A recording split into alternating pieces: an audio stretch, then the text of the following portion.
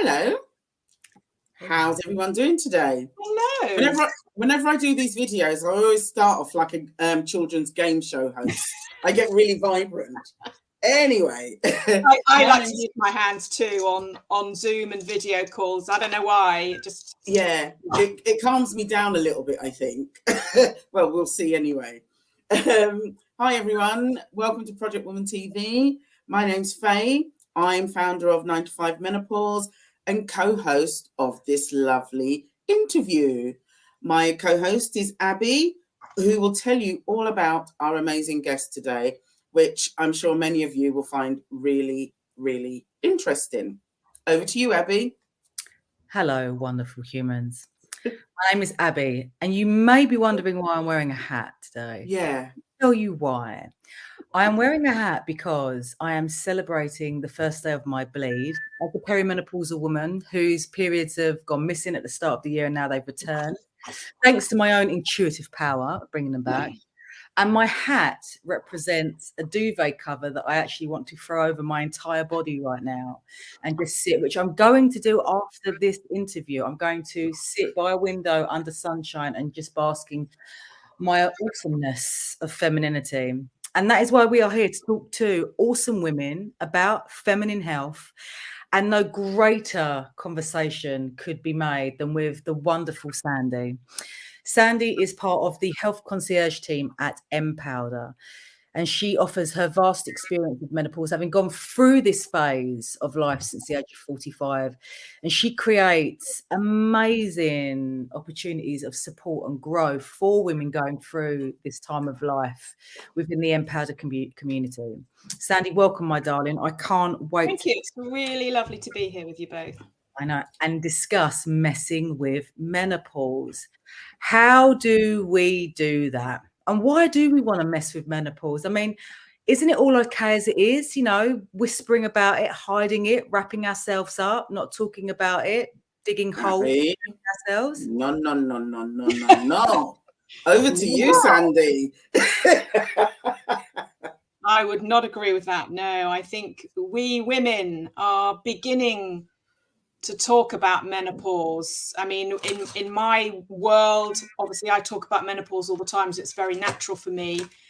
I know that in the outside world, menopause is slowly coming into the conversation, but it's really a long way to go. And I hope when future generations of women come through, that menopause will be, I know it is starting to be taught in schools, but it will be a very normal conversation. Women will be educated and equipped to know and look out for signs of perimenopause and know what's going to happen in their menopause. So I think it's empowering to share within our community this knowledge that we have of menopause. I think it's really important.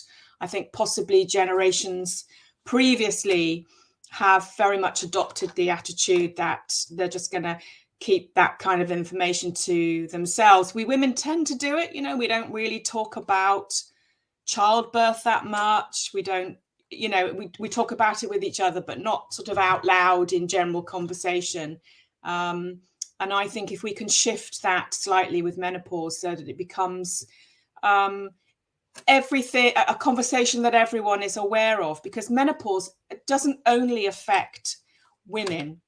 It affects their partners and their families and their loved ones around them. And if a woman going through menopause isn't at her best and isn't equipped and supported to meno well and be in good health, then, you know, everyone's going to experience and feel that negative situation. So I think we really, really do need to talk about menopause. I want to highlight the word best. You spoke just a moment ago about women being their best going through this phase of life.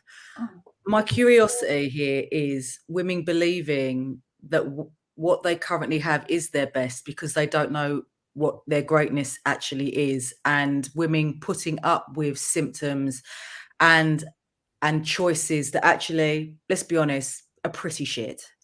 We're not going to deny it. You know, we're still getting reports back of the first thing that a woman gets when she goes in with a perimenopausal symptom is, you're too young and here's an antidepressant.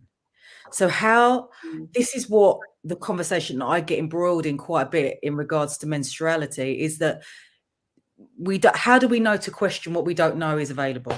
How do we create this? And yeah.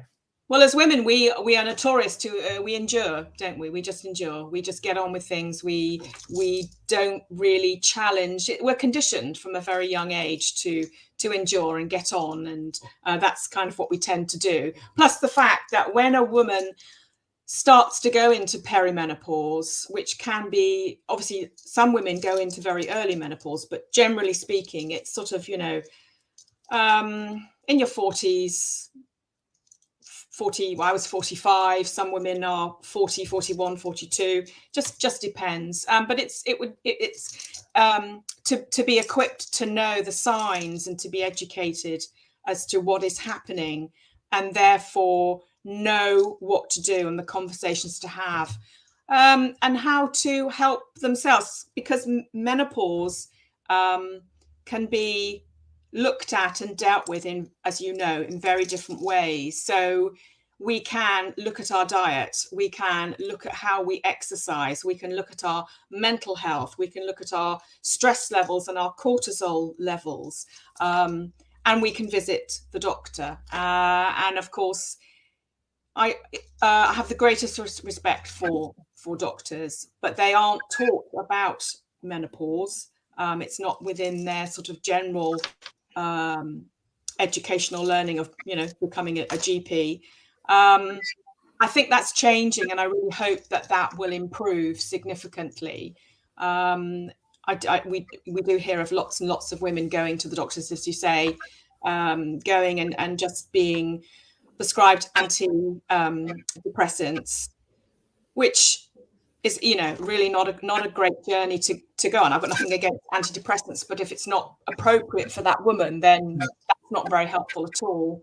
So it's about educating women, and we at MPowder have a whole community and a whole, if you follow us on Instagram and join our powder room on Facebook and you sign up to our newsletter, we're constantly providing resources and information about how you can spot the signs of menopause, the symptoms that you're going to experience along the way, and what you can do about it.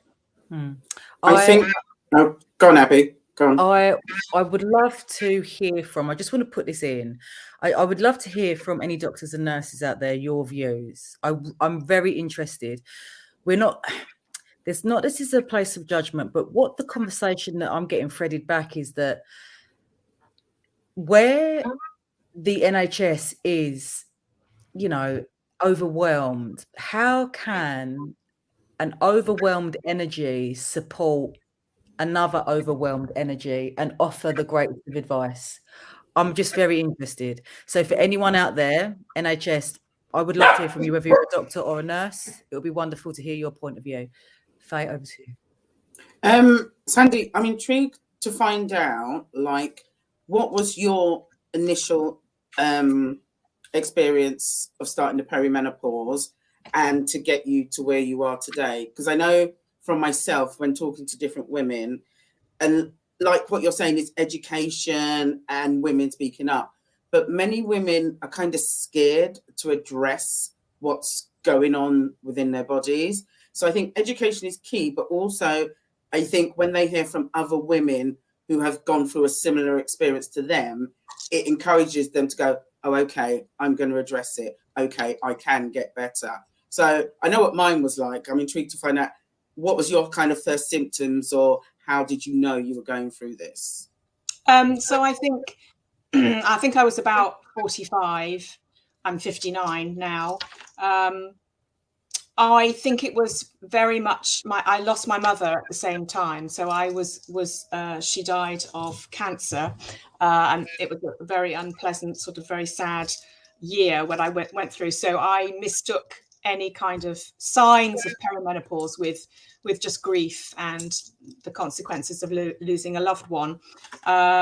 And I wasn't educated at all. And I think I was in a working environment surrounded by very ambitious women who did not want to talk about being menopausal because there are some negative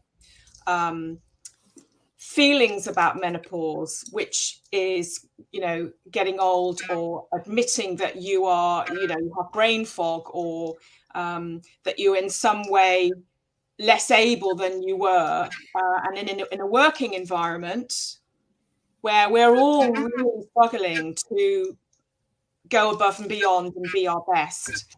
Those conversations are very guarded, I think. So I was in an environment where people just weren't prepared to even discuss menopause, and I hope that changes. And I think I'm a typical female who was like, I started getting a few hot flushes, and I thought, oh, okay, this is okay. Oh, I can deal with this. This isn't a problem. This menopause malarkey. I thought that it would be over in about a year. I'd have a couple of hot flushes, and that would be it. And it was not. So, I got the flooding, which I think that happened to me twice, which was frankly quite enough, where it was really scary. My periods were just so heavy. It was absolutely extraordinary. And I started to suffer with anxiety. Looking back on it now, it was anxiety and low mood.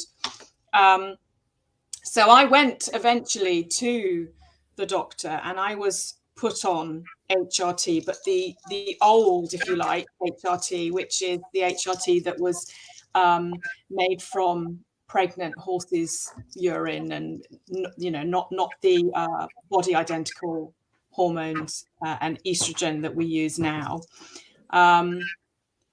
And I also suffer from very bad migraines, and I took this HRT, and my migraines just exploded because actually it wasn't really discovered when it was subscribed for me, but that you just can't take that particular form of HRT. So I became really unwell, and the support wasn't great. So I weaned myself off it, and I was really put off and struggled for the next few years in quite a poor state of mental health, and not feeling great. And then I did have a conversation with a couple of my friends who were more educated than me in menopause, and they had gone on to what we all are now on, which is the HRT, your estrogen patches and your progesterone if you have a womb. And she urged me to go privately, which was the only thing that was really available at that time, which was financially quite a stretch for me, but I went along, and it just all made complete sense when I spoke to the consultant and talked about my health and my issues, and I was prescribed this. It was gel at the time. I take patches now, and within a couple of weeks of taking it, my mood and my general sense of well-being had just transformed. Could have been placebo. I mean, I'm really kind of quite open. I think I'm the type of person, if you gave me a pill and told me it was going to do A, B, or C, I am pretty open to that kind of thing. So I think, but I also think it was just that I'd taken control of being in a bad situation, and I've been on it ever since, and it's been I would very much say it's not a silver bullet. It is definitely a tool, and if you are able to go on HRT, then it's something that you can consider doing. But I wouldn't suggest that it's a silver bullet. There are other things that you have to look upon, which is definitely exercise and your diet as well. Sandy, you spoke about weaning yourself off. Could you explain how you did that? Because I'm intrigued. So when I went on the first set of HRT, I just kind of Googled it really, and it just said that you shouldn't just stop immediately. It wasn't great for you. So I can't actually remember how I did it at the time, but I just kind of reduced the dose over probably a period of 2 weeks. And I just wanted to get off it as quickly as possible because I just had a permanent migraine. So to all those women out there, it's very easy to start taking these things. And this is why it's so important to question. And I speak to a lot of women about intuition. And one of the Empower Her partners on the Project Woman Collective spoke recently of having the coil fitted. And she said, as soon as that went in, she said she knew it wasn't right. I think that's really interesting. So I've just 2 things to say. Just to say that the HRT that I take now has actually massively improved my migraines. So as you say, research is key, and to make sure that you do dig deep and you are on the right medication. And I myself went on the Marina coil. Is the little so it's the coil that's inserted into the top of your womb, and it will produce a micro dose of progesterone every day to stop your womb building up a lining. And my mental health just absolutely plummeted on the Marina coil. And I spoke to the consultant, and they were saying, well, just, hang in there, it'll stop. And in the end, they said, well, your only alternative really is to remove it and you can have a hysterectomy, because you taking the progesterone in a tablet form wasn't great for me either. And then I was advised to take the tablets and insert them at my vagina. That didn't really help much either. But I would say that I did just persevere, and after 3 months, everything settled down. And I've had the Marina coil for 3 or 4 years now, and it's been absolutely fine. So I do understand people who feel that the coil isn't for them. But I think with all these things, you need to do some research and to maybe understand the reasons why it's not good, and not to jump at knee-jerk reactions to things, and just see how you feel. But like you said, where research comes into it, but also I keep tapping into this intuitive response. This is something that I believe has been chipped away in women for a very long time, and we don't even, we're so numb to it, a bit like the stressors that we are numb to, because they are so constant and have been around forever that we can't even feel them. And so that intuitive voice can actually feel a bit disconcerting, and we can sometimes create a miscommunication towards them. But just listening, and does this feel right to you? Is this the route that you want to go? What are your choices? What are your options? That's a powerful choice. That's a powerful choice, and that's a powerful woman, female human with uterus.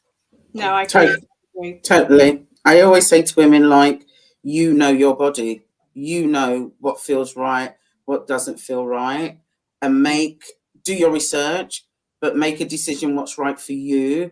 Absolutely. Not what you can hear from other people. And I think that is really key, because I think women are scared. They don't know what to expect. So they read this or they hear that. Yeah. So I think it is really, really important to get to know your body, know what feels right, know what feels wrong, and make decisions which are right for them.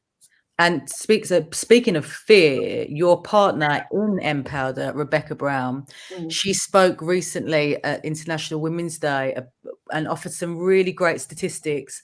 One being that women are currently feeling that, and forgive me if I've not worded this correctly, are feeling more of a fear around menopause again. What was that? Can you remember the stats, Sandy? I can't remember the stats on that. My brain just isn't programmed to remember stuff like that anymore. Don't you worry. So research came back, or the poll was sent out, and research came back that women actually found it uncomfortable to talk about, that it had gone up, that women felt uncomfortable to yes, talk I about remember. And I menopause. think that taps into what I was saying about the negative connotations that menopause, the word menopause, brings to women in our society, when women in our society have to endure and fight for a place where it's a massive kind of conversation, isn't it, about we women and where we fit within our world, and introducing menopause as an additional situation can feel too much for a woman. With everything else that's going on. Yeah, And I think so. It's why it's so important to make an effort in regards to collectives and communities such as MPowder, such as Project Woman, and the various other opportunities that are out there. Because the conversation that I'm getting at the moment with Project Woman is that women are it's another membership that I've got to show up to. No, this is elevating your voice. This is creating conversation that inspires you. We're offering information and support that, you know, gives you the inclination to want to explore it. You know, it's up to you what you want to do. But if you're currently at a point in your life where things don't feel like they're gelling, or you feel disenchanted, or you feel like the battery has just dropped out of you, you know, is that how you want to continue living? Because I don't feel, and I'm sure both of you don't feel, that that's how you should be feeling.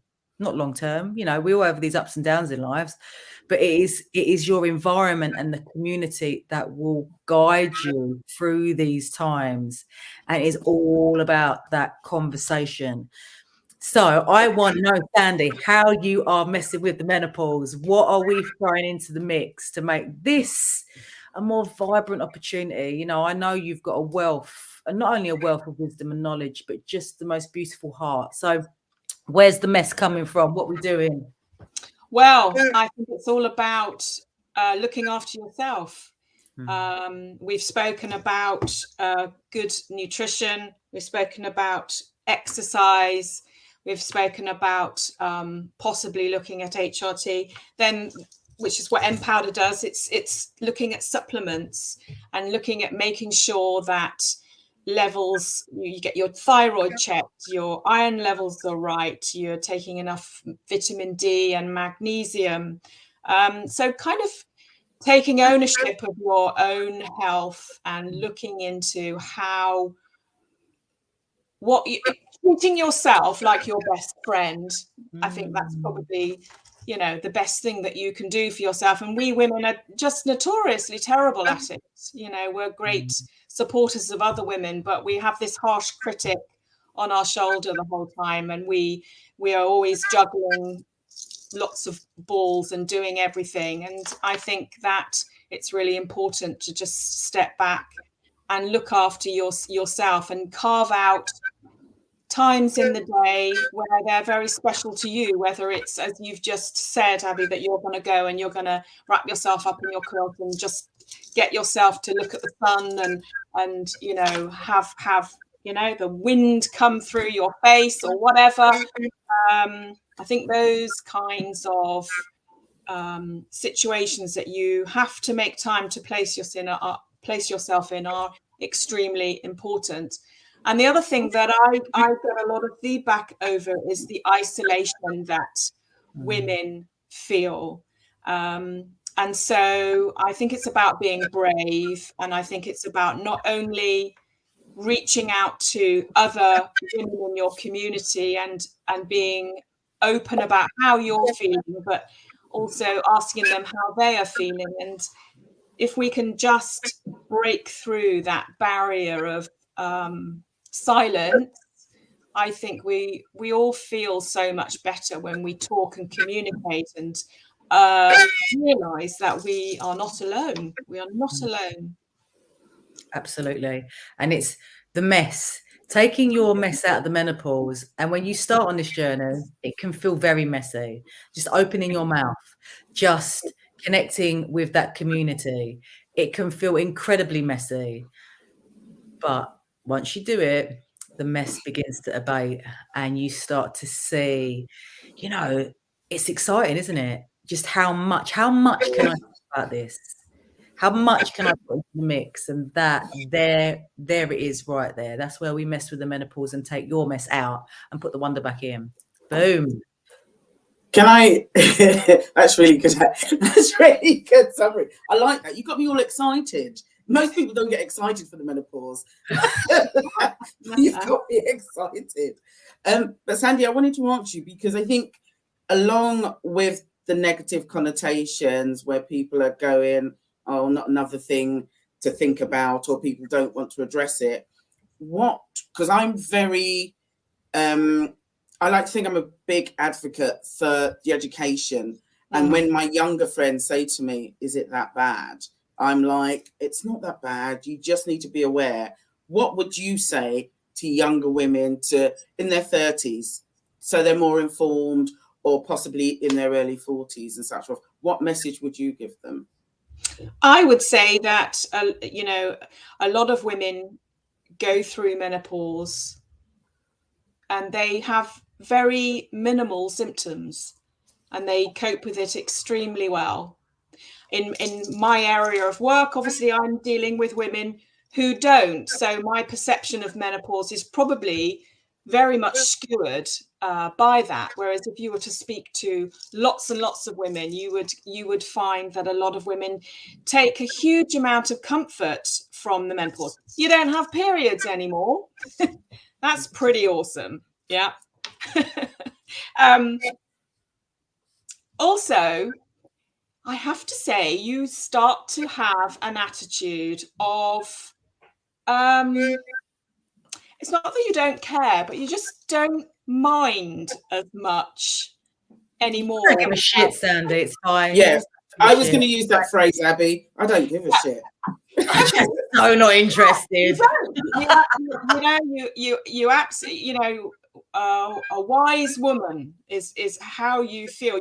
You've gone through such a lot of life experience, and suddenly these things that meant so much to you when you were younger, which were very important then, they don't mean as much to you as you get older, and that's incredibly liberating. And I would say I really enjoy that part of it, and the strengthening of your own mental ability to get through life. I think that's also very, very positive. I think it's a tricky one to try and convey to a woman that is younger than you, because we all think, well, that won't happen to me. You know, I'll be fine. And you know, as I've said, an awful lot of people will be fine and not have that many symptoms. I think it's really good, as you say, to just be aware, and maybe to just look at the biology of it. So, you know, if you think about a graph and you think about perimenopause and postmenopause, your estrogen, which is what it's all about, the estrogen production when you start to go through perimenopause is like, you know, when you see on the telly, when you see someone's heart beating, it's very up and down. It fluctuates dramatically, like the Tasmanian devil. Yeah, which is why you have so many symptoms that come and go and are kind of crazy. Once you are postmenopausal, that estrogen production is zero. So you literally flatline in estrogen. You don't have fluctuation anymore. So all of those symptoms that are present because of the fluctuation go. You have other symptoms because you are not producing estrogen at all. But it's a journey. And I think sometimes just to know that in your head, like puberty or like pregnancy, it's really a good idea to know what's coming. And there we have it. Let's end on that. Know what's coming. You know, I'll be really honest with you. Don't be a victim to your own health. You know, it really is as simple as that. We can keep blaming the patriarch, we can keep poking the finger at it, but ultimately now we're in an era where we do have choices, and it doesn't matter where you come from, you have a choice. But that can feel quite difficult sometimes, and I appreciate that. And again, this is why I come back to, you reach out to the likes of MPowder, you reach out to the likes of 9 to 5 Menopause, you reach out to collectives like Project Woman. You know, we are unbiased. Whether you are a woman, a female, a human with a uterus, even if you're a fella, come and check it out. Even more so. Yeah. But I've loved your conversation today, Sandy. It's always a pleasure speaking to you because you always allow me to contemplate and think. I like that. And as always, I love sharing time with my wonderful gal, Faye. If you have any questions, any thoughts or feelings, because the thoughts and feelings are actually more important to me than the questions, if I'm being totally honest with you, please share them in the comments. Please like us. I will be putting Sandy's details and MPowder below. Get in contact. I mean, why not? Yeah. Why not? Wonderful humans. Thanks very much for having me, guys. You're so welcome. welcome. Thank you, Sandy. It's been a pleasure.